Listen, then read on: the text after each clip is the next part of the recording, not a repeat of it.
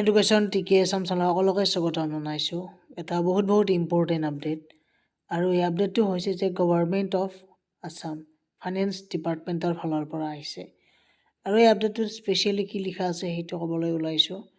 আৰু আমাৰ এটা মিছ আণ্ডাৰষ্টেণ্ডিং হৈছিল। প্ৰথম কথা, আমাৰ যিখিনি OPS আৰু NPSৰ মাজত যিহেতু এটা বৃহৎ এটা কি চলি আছে, কণ্ট্ৰভাৰ্চি চলি আছে।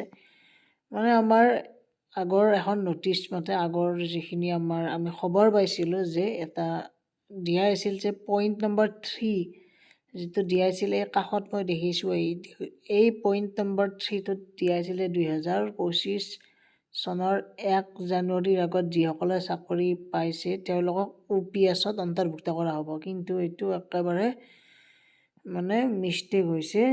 2025 নহয়, একচুৱেলি 2005-ৰ যিখিনি আগত আছিল। OPS to be allowed to those government employees whose recruitment process had started before 1/1/2005, গতিকে 2005।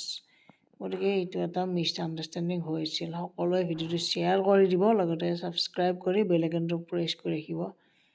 আজিলৈ ইমানেই, ধন্যবাদ। কিবা আপডেট আহিলে জনাই দিম বাৰু মই, নতুন আপডেট যদি আহে। এতিয়া ধন্যবাদ, থেংক ইউ।